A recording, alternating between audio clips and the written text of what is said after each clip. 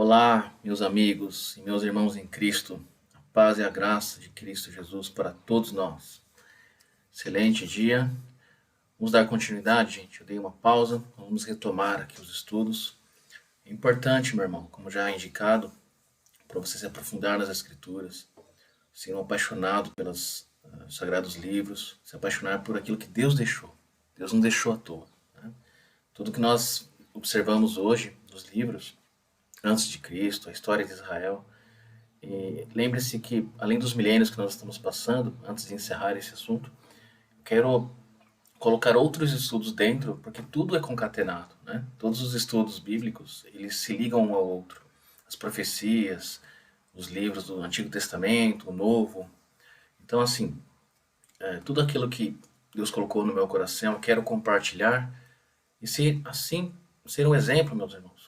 Que cada um de nós podemos ser, sim, embaixadores de Cristo. Está escrito nas cartas de Paulo que nós temos autoridade, sim, em Jesus, né, para pisar escorpiões, para anunciar a palavra, porque Jesus deixou o mandamento, ide e anunciar o evangelho a toda criatura, não é verdade? Então nós somos, sim, embaixadores de Cristo, como está escrito. E você pode, meu irmão, fazer a diferença. Tá bom? Como nós citamos, a Bíblia é linda porque Deus é um Deus inteligente, ele já sabia de tudo, ele sabe de tudo, ele é onisciente, e tudo que ele faz tem um porquê, tem um motivo. Esses dias da criação, como nós estudamos, tem uma simbologia e tem uma explicação por trás, né? Queria mostrar para vocês hoje esse mapa aqui, que acaba mostrando justamente o assunto que nós estamos tratando. Então vocês podem observar que aí tem algumas colocações que quero fazer para vocês, tá? Observe então que desde a criação do início de tudo, né, dos céus e da terra, como nós já sabemos, Deus já deixou para nós, né, como a própria Bíblia diz, que Deus diz que ele não faz coisa alguma sem antes revelar aos seus santos. Isso está escrito, né? Isso é muito lindo. Então observe nesse mapa que é justamente a conclusão do início do estudo que nós fizemos, né? Ali observa que no primeiro dia, como diz aqui, a parte da luz, mas fala de trevas também. Olha que coisa linda de um entendimento que tive de um outro irmão chamado Luiz, do canal Reino Eterno. Até recomendo ele, viu? Através dele aí me veio muito entendimento.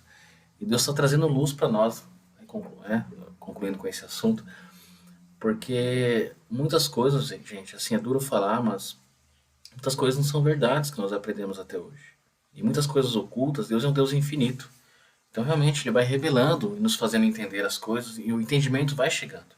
O importante é quando nós errarmos, muitas vezes na intenção de saber as escrituras, nós podemos tropeçar. Não é verdade? Podemos errar muitas vezes. Mas o importante é nós se arrependermos, voltarmos atrás, pedirmos a luz de Deus, mas ter o desejo, esse desejo ardente de, em vez de se preocupar, meus irmãos, em saber a notícia disso, daquilo, da geopolítica, dos ruídos que acontecem nesse mundo, das preocupações que tomam conta, de como se ganhar mais dinheiro. Por que trocar todos esses assuntos? Por que não trocar todos esses assuntos, né, esses ruídos que acontecem no mundo, pela palavra de Deus? Ter o conhecimento do Criador. A Bíblia diz que nós devemos crescer na graça e no conhecimento de Cristo. Foi assim que Cristo cresceu. Não é verdade?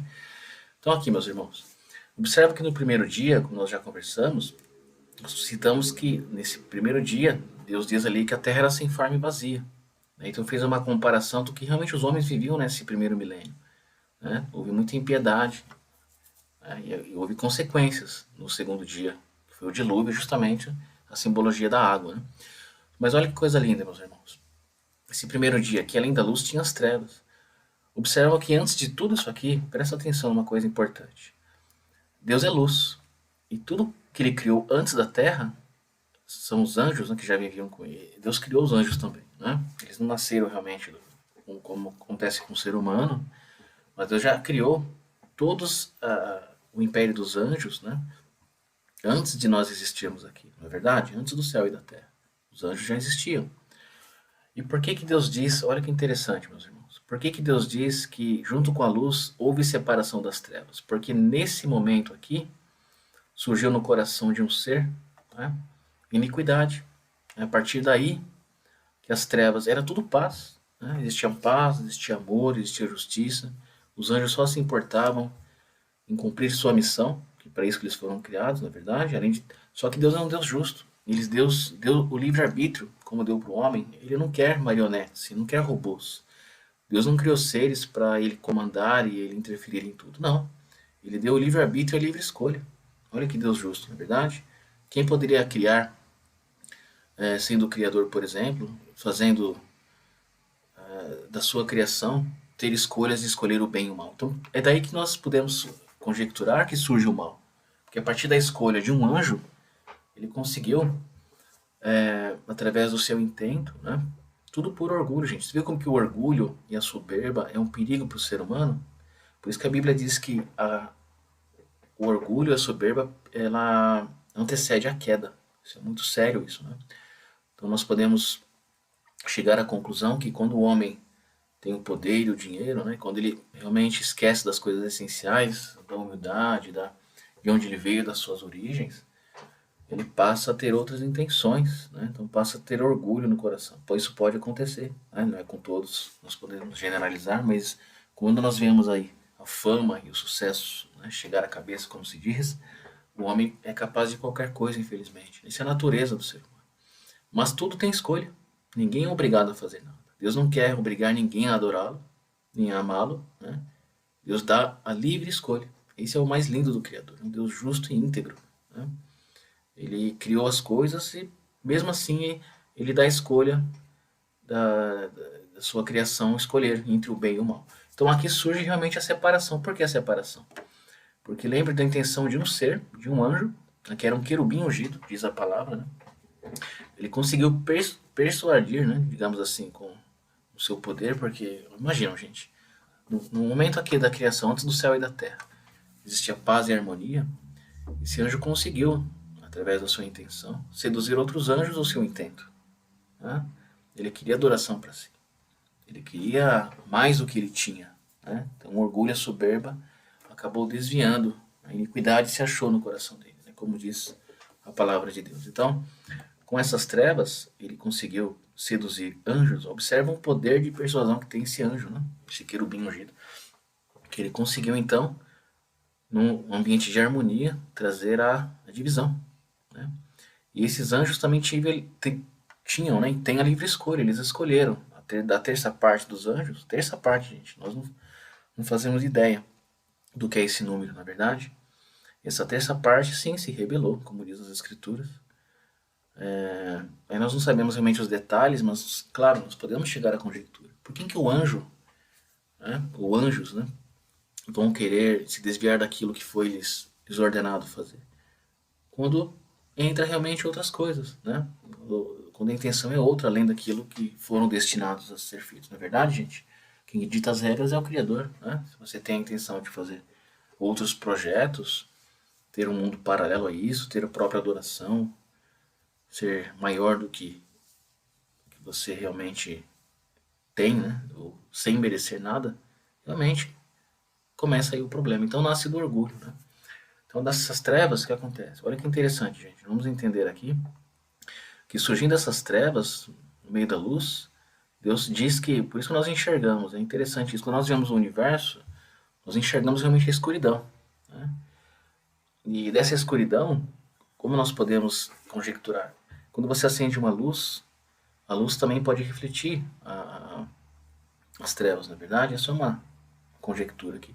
Então, por trás de todo esse universo, podemos chegar à conclusão que é uma sombra daquilo que existe, né? Deus é luz, a Bíblia diz, né? Então, por isso que quando o ser humano só consegue enxergar aquilo que é escuro, aquilo que é luz, ele precisa realmente sair dessa dimensão e estar em espírito para ver a luz do Criador, né? Então, também tem sentido. Então, dessa terça parte, gente, que se rebelaram contra o Criador, contra o projeto inicial de Deus, ele levou a terça parte dos anjos, conseguiu seduzir anjos, né? Que tem o poder de pensar, de refletir. Então, observe que isso não foi do dia para a noite, né? Teve um projeto aí por trás. É uma coisa muito cruel mesmo, muito ingrata, né, da parte desses anjos. Então era mais do que merecedor que eles fossem punidos com a separação da sua glória. Era isso que eles não queriam, na verdade, isso que eles buscaram. Só que Deus mostra que tem consequência, né? Nós temos o livre-arbítrio, nós temos também consequências das nossas escolhas. Não é verdade, gente? Ninguém planta arroz e vai esperar colher feijão, não é verdade? Você colhe aquilo que realmente se planta. Então, a partir daí, Deus teve um projeto. Presta atenção que coisa mais linda nesse projeto, que nós conseguimos chegar sim à conclusão de Deus deixou para nós pesquisarmos, meus irmãos. Para nós entendermos esse projeto inicial de Deus e o porquê desses 7.000 anos. Esqueça o que a escola te ensinou. Esqueça aquilo que a ciência, os grandes filósofos, pensadores te ensinaram de bilhões de anjos, de seleção natural, de teoria da evolução. Isso é mentira, gente. A Bíblia já diz que até próprios livros comprovam isso, que existiam as mesmas nações que estão descritas na Bíblia Sagrada. Então é um livro histórico e é um livro que mostra realmente a verdade das coisas. E olha que coisa linda. Quando Deus diz haja luz e houve luz, realmente podemos concluir aqui que é a criação dos anjos, né, que já nasceram na beleza do seu próprio Criador.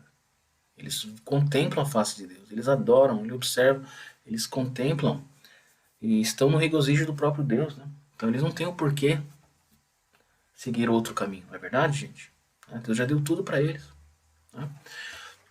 Então, a Terra, a partir desse momento, quando teve... Aí o que aconteceu, gente? Vamos conjecturar aqui. Ou pensar mesmo no que a Bíblia mostra.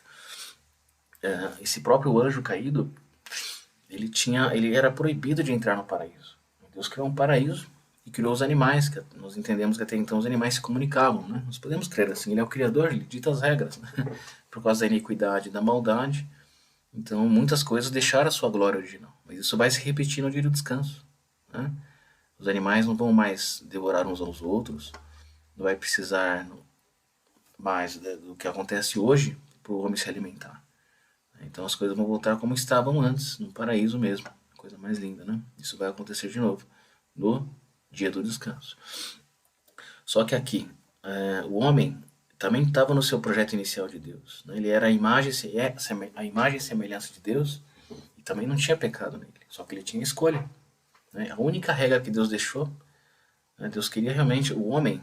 Por isso que nós chegamos à conclusão, gente, que a salvação, além de Cristo ter feito por nós tudo na cruz, mas o homem precisa de obras, né? Porque a fé sem obras é morta. E a única obra de justificação, né, da vida de Adão e Eva que ele pediu, o Criador queria só ver o coração deles em obediência. Era não comer daquela árvore que ele proibiu. É a única regra que existia no paraíso. E através disso, dessa desobediência, né, o diabo conseguiu seduzir Eva, né, e trouxe aí a iniquidade a partir daí. Então, por isso que o homem se retirou do paraíso. Então, observa que, conforme isso, o homem mostrou a sua natureza, que longe de Deus, realmente ele pratica a iniquidade e o mal. Nós vamos comentar o restante desses dias, né, mais um resumo analítico aí de todos esses dias para nós chegarmos a uma conclusão. Mas batendo o olho aqui, gente, nós já conseguimos entender aí o projeto do Criador nesses 7.000 anos. Observe que nós aqui estamos justamente, aqui consta 2016, porque esse mapa é um pouco antigo, mas nós estamos realmente aqui entre o 6º e o 7º milênio. Né? Também tem essa explicação. Nós não estamos no 7º ainda, porque a Terra não está em descanso. É isso que nós vamos conversar e comentar nos próximos vídeos.